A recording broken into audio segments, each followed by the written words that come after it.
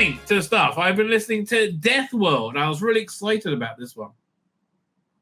So this was, who was it? It's from a script by, adapted by John. Originally written by Dave Martin and Bob Baker of K9 fame. The Bristol Boys, as they were called. And this was supposed to be the 10th anniversary release, the 10th anniversary story instead of the Three Doctors.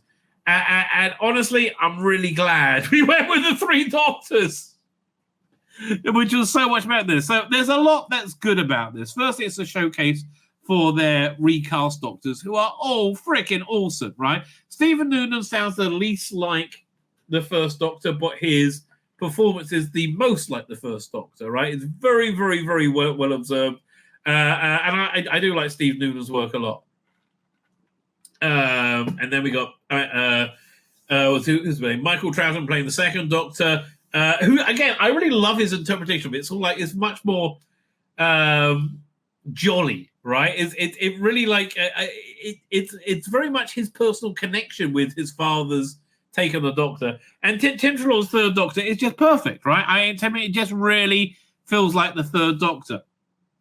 So this story would have fitted better into the current era in that it really revolves around magic rather than science, right? Look, it's better than the Three Doctors in that you get much more character work from each of the Doctors, right? As they work with each other, and you get much more heroic moments for each of the Doctors. The basic plot, which I found a bit weird, is that literal death. So yeah, it would have fitted well into like what's that thing? Doomsday. Literal death is having a competition with the female president of the Time Lords, I think, right? And so their three champions are the Three Doctors, and they're taken to the Death World, which is very reminiscent of War World, right? From the War Games, when things you have constant battles going on, and everyone's fighting everyone is fighting themselves, and they don't really realize. I'm really glad they went for Three Doctors. It's much more of a sciencey story, and I think it put Doctor Who in a better direction. This is again much more Church on Ruby Road, much more fantasy-esque. And I found that a little bit disappointing, quite frankly. Right? It's good to the good thing about this is the interplay between the actors. Katie Manning's great. John Coltrane as a brigadier is great, and Fraser Hines is great as a Jamie hanging out with second Doctor. Let's see what they got to say. This time, the Doctor is dead. So you do get to see all of UNIT wiped out right at the beginning as well. Doctor is dead to begin with. Killed alongside his beloved Joe Grant in an explosion in the UNIT labs. This makes it sound better than it was, unfortunately. But Time Lords are notoriously hard to kill. Because with UNIT under siege, the Brigadier is rescued by two familiar faces. The Doctor he first encountered fighting the Yeti, and Jamie McCrimmon. So Death, basically, the two people playing this, Death and the President of the Time Lords, rearrange everything so they're in the. So they bring these pawns onto the board essentially. With one more waiting rings. They are pawns in a deadly game of chess played by a being more powerful than they ever encountered before. It would really fit into the current era, right? I guess. They don't have like second and third Doctor sucking each other's dicks. But again, something I do like about this is there's a real nod of respect. That you have the frisson between the second and third Doctor. Their playful dislike of each other. But there's bits where there's like real genuine respect for each other as they all get like very great heroic moments, which I think is kind of fun, right? I think it really works. They're all pawns in a deadly game of chess by being more powerful than anything encountered. When you battle with death itself, can anyone win? And that's really the point, right? You do get like somewhat of a moralizing message at the end, which I quite like, right? I think actually worked quite well in the context of what this was. So Is this a recommend? It's really not, because I think the story's kind of weak, sadly enough. I really did. I wish it was more of a recommend. But I don't know. I think they may have, like, have wrung the lost stories dry, right? Let's go have a quick look at all the lost stories, because it was a great range. But, like, a lot of the reasons these stories aren't made is because they're better options, right? At least oldest first.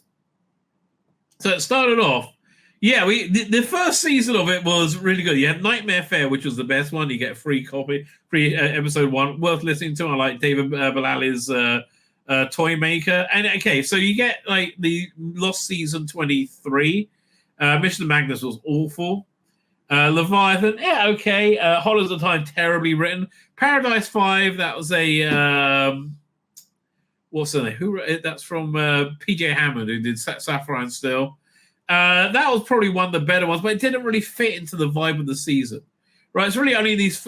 It was only these two and the Ultimate Evil kind of go together, and these are just scripts that are hanging around, and you can see why they weren't made. Essentially, Paradise 5 is probably the second best of the bunch. Point of Entry, Song of the Rapture. Yeah, Song of the Rapture is not bad, but, like, again, there's a reason why these weren't made, and it's very, very, very apparent. First Doctor box set is great, though. I love that. And at $20, it's a recommend.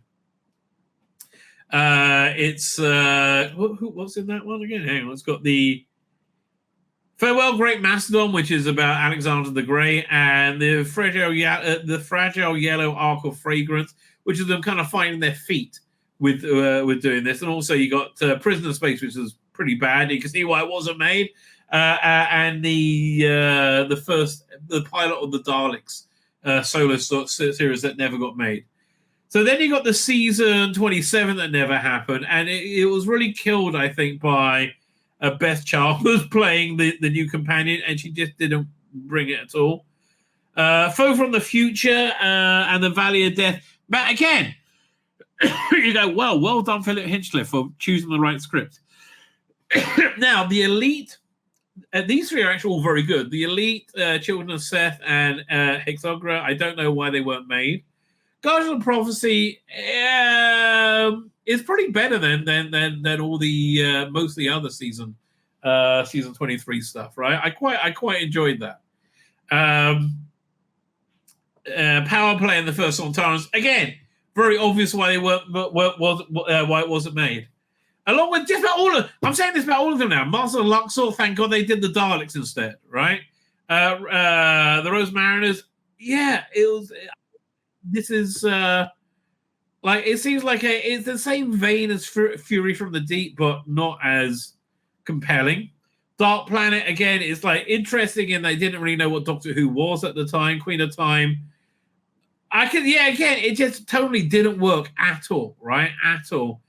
The Mega wasn't bad, and Lords of the Red Planet, I could at least see work. This just seems like if you Trout did a full season, it would have fit better into that. Wait, wasn't Seeds of Doom? Was it Seeds of Doom? No, Seeds of Death. In that, Seeds of Death was a better story, right? Nightmare County was great. Okay, Fifth Doctor does quite well of these. Nightmare County was really good. It's the Stephen Gallagher story. The TARDIS get turned inside out. There's a whole world made in it. And the Ultimate Evil was also pretty good in that it fits perfectly into the season 23 that didn't happen. Right? It totally fits well in there. Doomsday Contract I liked a lot as well. It was kind of a comedy Douglas E. Adams-y type one from, who was it then? Who did, what's his name? Famous for comedy from John Lloyd. Right, John Lloyd. Turn Aside Man, Revenge of Simon was better. Mind of Hojak, unlistenable shit.